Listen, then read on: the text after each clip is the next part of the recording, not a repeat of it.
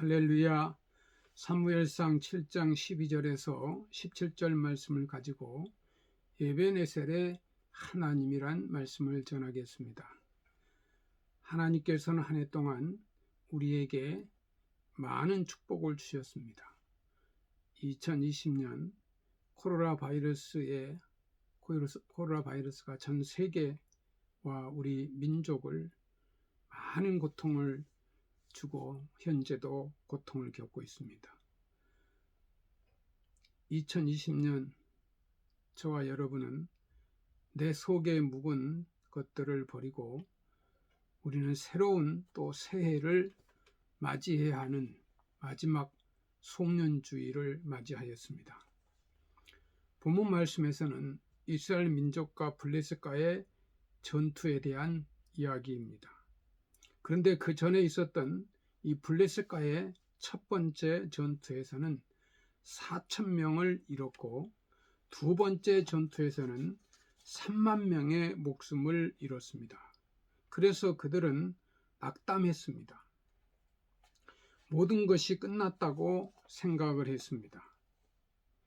그들의 믿음은 언약궤 믿음이었습니다. 그들은 출애굽 여정에서 함께 했던 언약궤만을 붙들고 있으면 되는 줄 알았습니다. 또 안전한 줄 알았습니다. 그러나 그들의 생각은 빗나갔고 그들은 처참한 패배를 맛보게 되었습니다. 그때 그들이 비로소 깨달은 것이 있었습니다. 그들은 하나님을 사랑한 것이 아니라 단지 언약궤만을 붙들고 있는 것에만 집착했을 것입니다. 언약궤만 있으면 모든 것이 이루어진 것 같았습니다. 그들은 하나님은 단지 자신의 욕망을 채우는 도구로 사용하며 살아왔던 것입니다. 그런데 하나님을 사랑하지 않는 채 언약궤만 가지고 있는 것은 그들에게 축복이 아니라 재앙이었습니다. 그것을 깨닫게 되었습니다. 그래서 그들은 영적 지도자였던 사무엘에게 기도를 요청합니다. 그러자 사무엘은 그들에게 내일을 새롭게 맞이하려 한다면 지금까지 나를 얽매였고 있었던 것들, 묵은 것들을 모두 벗어버려야 한다고 가르칩니다. 사무엘이 이스라엘 온 족속에게 말하여 이르되 만일 너희가 전심으로 여호와께 돌아오려거든 이방신들과 아스다돛을 너희 중에서 제거하고 너희 마음을 여호와께로 향하여 그만을 섬기라. 그리하면 너희를 블레셋 사람의 손에서 건져내시리라. 사무엘상 7장 3절에 있는 말씀입니다. 사무엘은 이스라엘 백성들에게 먼저 이방신들을 제거하라고 말합니다. 그리고 너희의 마음을 여호와께로 향하여 여호와만을 섬기라고 말합니다. 그래야 새로움이 우리에게 다가온다는 것입니다. 이스라엘 백성들은 이중 플레이를 하면서 살아왔습니다. 이스라엘 백성들이 하나님을 섬기지 않는 것이 아닙니다. 하나님을 사랑하지 않는 것이 아닙니다. 그러나 그들은 하나님을 섬기면서 동시에 바알과 아스타롯을 섬겼습니다. 그들은 필요에 따라 하나님께 붙이기도 하였고 또 우상에게 붙기도 합니다. 하나님을 사랑한다고 하면서 그들의 삶은 또 바알과 아스타롯을 향하여 나아갑니다. 그들이 블레셋에게 패배한 이유는 하나님을 섬기지 않아서가 아니라 하나님만을 섬기지 않았기 때문입니다. 다른 것을 동시에 섬기면서 이기의 사항에만 하나님을 요청하였기 때문입니다. 그래서 하나님께서는 사무엘을 통해 이스라엘 백성들에게 말씀하십니다.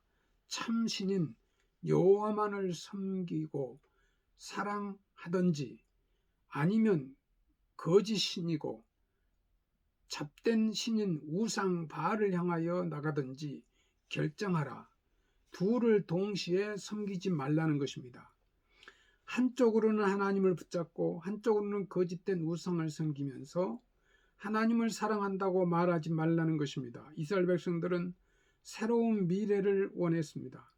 하나님께서는 그러한 이스라엘 백성들에게 하나님을 섬기는 데 불필요한 헛된 것과 썩어질 것들을 그들의 마음에서 먼저 제거하라고 말씀하십니다. 2020년 지나갑니다.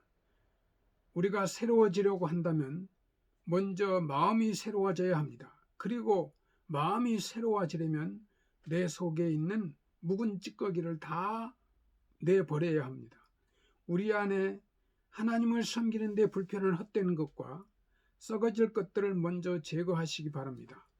우리에게 새로운 미래가 열리기 위해서는 하나님이 아닌 다른 것이 집착하던 우리들의 생각과 노력들을 먼저 버려야 합니다.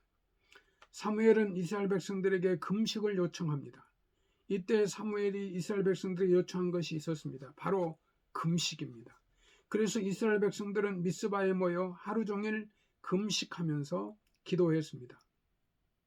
그들이 미스바에 모여 물을 길러 여호와 앞에 붓고 그날 종일 금식하고 거기에서 이르되 우리가 여호와께 범죄하였나이다 하니라. 사무엘이 미스바에서 이스라엘 자손을 다스리니라. 사무엘상 7장 6절에 있는 말씀입니다.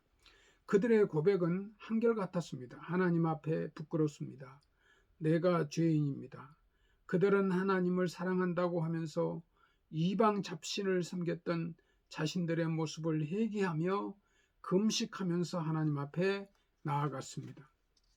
금식이란 자신의 욕망을 절제하는 인간의 행위입니다.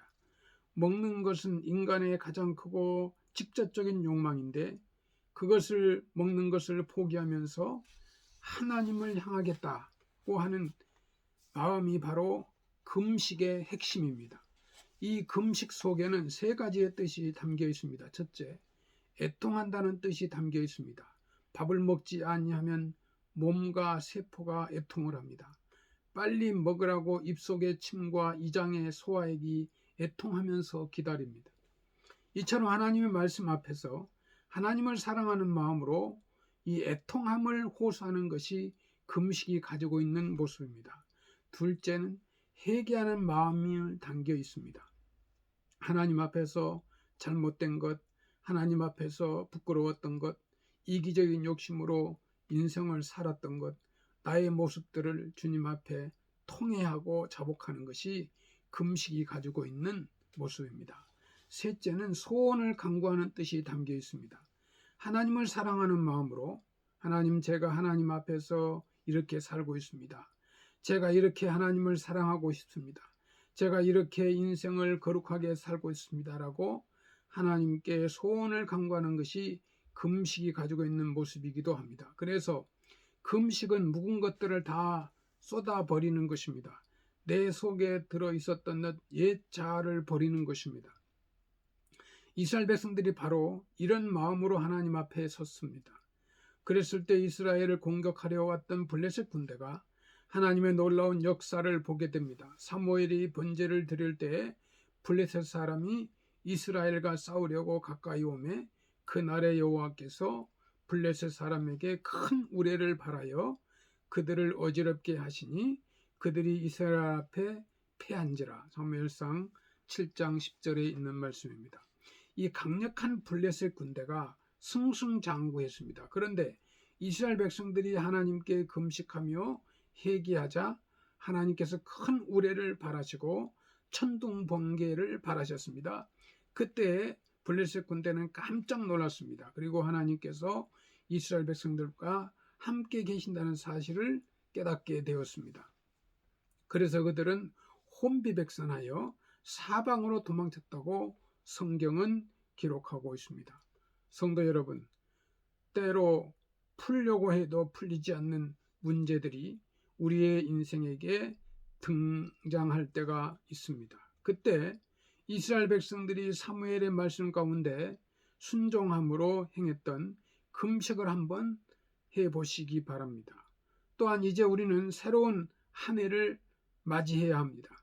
하나님께서 주시는 새로운 미래를 바라보면서 하나님께서 새롭게 주실 축복을 기대하면서 금식하면서 애통하는 마음과 회개하는 마음, 하나님께 간구하는 마음으로 하나님 앞에 나아가시면 하나님께서 우리를 변화시켜 주실 것입니다. 하나님께서는 에베네셀의 하나님이십니다. 사무엘이 돌을 치하여 미스바와 센 사이에 세워 이르되 여호와께서 여기까지 우리를 도우셨다 하고 그 이름을 에베네셀이라 하니라. 사무엘상 7장 12절 말씀입니다. 여호와 하나님께서 여기까지 우리를 도우셨습니다. 이 고백이 있어야 합니다. 에베네셀의 하나님, 나를 도우시는 하나님께 감사하는 마음이 있으면 환경이 조금 어려워도 괜찮습니다. 현대인들은 기도를 멸시합니다. 그들은 기도를 이성적인 인간이 해서는 안 되는 행위로 오해합니다. 기도는 공허한 내침이 아닙니다. 기도는 현실입니다. 기도는 이기와 이협과 이기의 현장을 변화시키는 하나님의 능력의 선물입니다. 특별히 우리가 금식하면서 기도할 때 하나님 우리에게 찾아오셔서 우리 속에 있는 문제를 해결해 주십니다. 기도에 응답하십니다. 사랑하는 성도 여러분, 시간이 지났다고 새날이 다가오는 것이 아닙니다. 하루가 지났다고 내일이 새로워지는 것도 아닙니다. 먼저 내 속에 찌꺼기 같은 것들, 내가 집착하고 있는 모든 것들을 하나님 앞에 토해내시기 바랍니다. 그리고 하나님께서 나를 통하여 새 역사를 이루실 것을 기대하면서 주님 앞에 나아가시기 바랍니다. 그리할 때 하나님께서 우리에게 새로운 미래를 열어주실 것입니다. 사무엘은 이 고백을 에베네셀이라는 자리에 세우게 됩니다. 백석교회 성도 여러분, 이 고백을 우리 마음속에 세울 수 있기를 바랍니다. 하나님, 나를 여기까지 도우셨군요. 하나님 감사합니다. 이 고백으로 인하여 축복된 인생을 살아가는 하나님의 사람들이 다 되시기를 축원합니다. 감사합니다.